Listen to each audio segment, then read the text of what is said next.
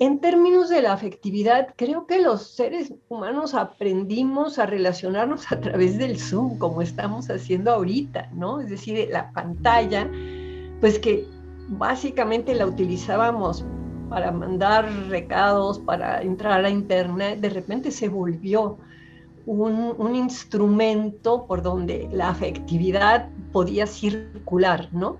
Cumpleaños en Zoom, festejos de cierto tipo de cosas, ¿no? Terapia psicoanalítica por Zoom, ¿no? Sí, ahí sí la afectividad logró sobrepasar la barrera física y encontró que, bueno, que este medio ha permitido una forma de contacto. Es una forma de contacto complicada, porque evidentemente no es lo mismo estar cara a cara y piel a piel, y hay cosas que pierdes, ¿no? Pues del lenguaje corporal sobre todo, y esto que es así como eh, cuando se dice las antenas, ¿no? De que tú sientes a alguien, ¿no? Percibes algo más allá de las palabras que puedes decir en una pantalla.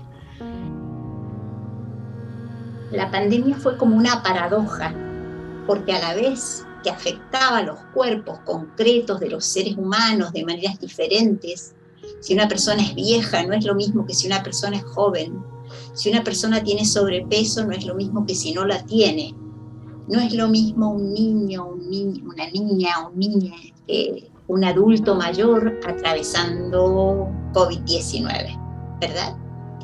La paradoja para mí estaba en que la peste, porque para mí ha sido una peste, afectaba de maneras muy diferenciales y muy singulares los cuerpos, y al mismo tiempo empezamos a vivir una vida que no era corporal, empezamos a vivir una vida virtual.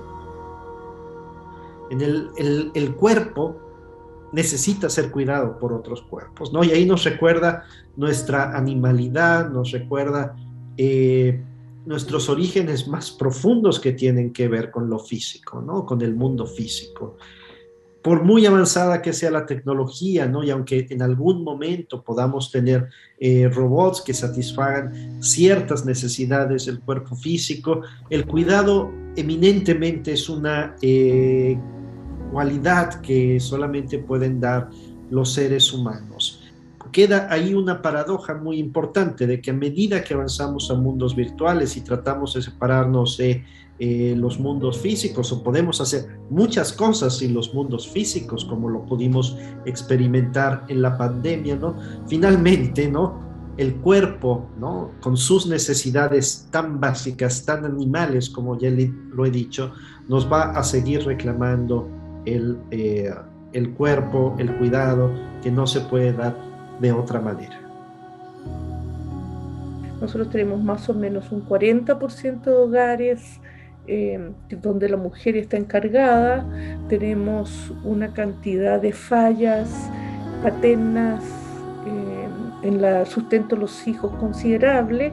Entonces hay que ver cómo se trabaja para que efectivamente la emancipación toque esos cuerpos que no sean solo sujetos solo de subsistencia, no de conseguir una subsistencia, sino hay una emancipación.